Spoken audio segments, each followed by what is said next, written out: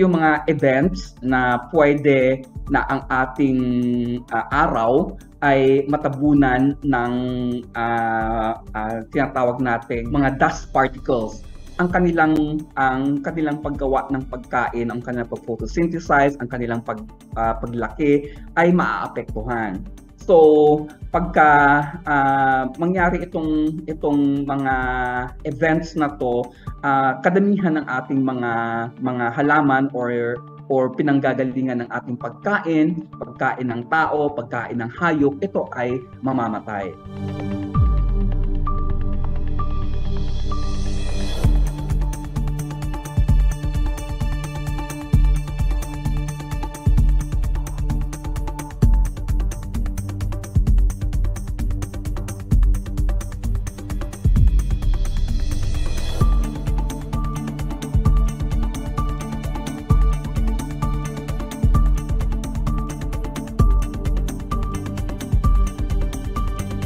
Sinabi natin resilient, pwede siya makapag-tolerate ng matinding mga environmental factors. So, halimbawa, yung pagkaunti ng sikat ng araw.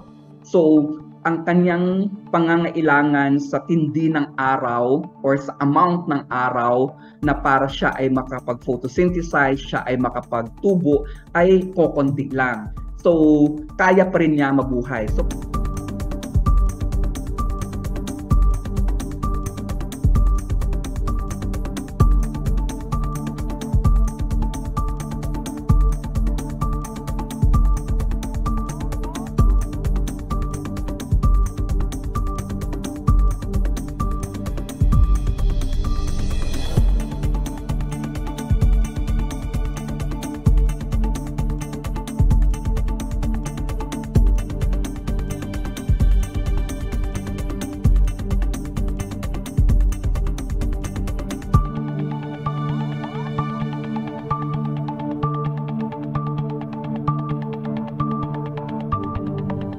ang growth rate ng seaweed, pumapatak yan sa 2% to 30% per day. So talagang mataas ang kanyang pagtubo. So depende kung anong klaseng seaweed.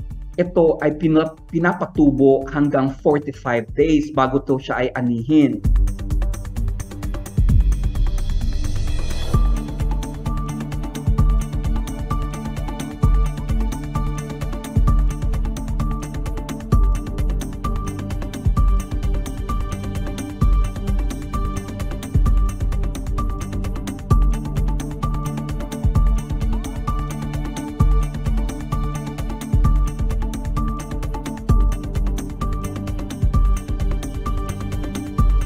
Pagka ito ay natuyo ng magandang pagkatuyo, tapos merong natural na asin na lumalabas, ito ay nagiging parang preservative na rin niya.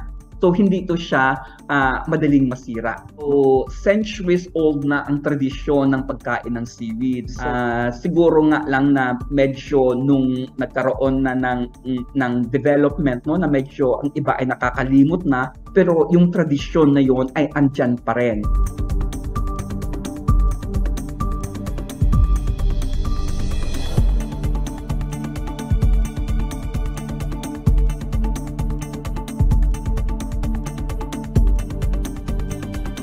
Maski nga sa bahay mo, kung meron kang aquarium, tapos meron kang natural na panggagalingan ng seawater, meron kang ilaw, meron kang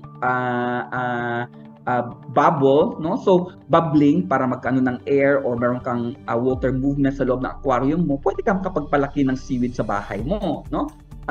Kailangan lang natin mabigay yung tamang kondisyon para siya ay lumaki.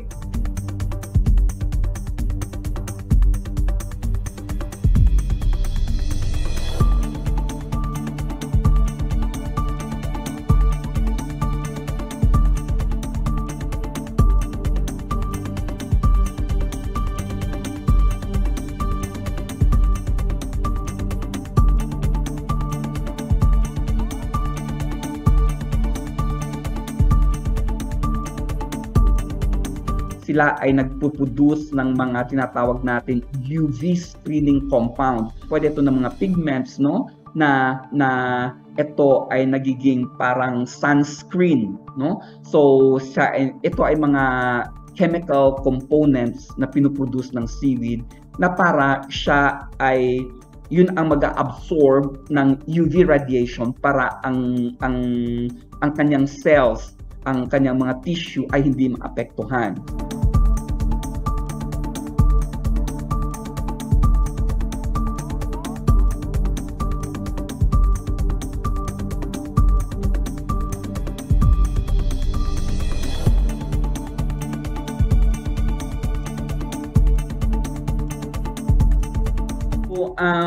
Ang seaweed as a source of protein, ito din ay isa sa panibagong pagsusuri na ginagawa ngayon.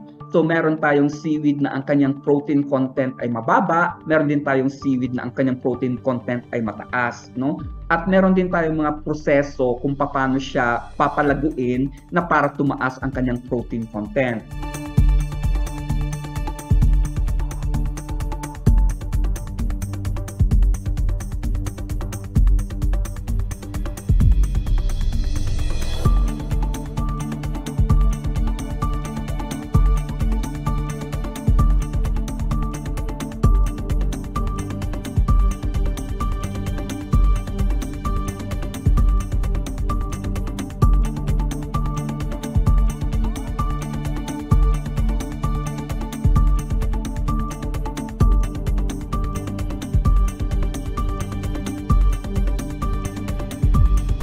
Itong study siguro namin ay parabang pinapakita lang na napaka-importante ng seaweed at hindi natin kailangan na magkaroon ng nuclear catastrophe para ma-appreciate natin itong underappreciated na seaweed. No, so for example, no, sana magkaroon tayo ng mas maganda pang programa ng gobyerno na masuportahan yung ating R&D sa seaweed, na masuportahan din yung ating mga seaweed farmers para mas mapalago din ang ating industriya ng seaweed.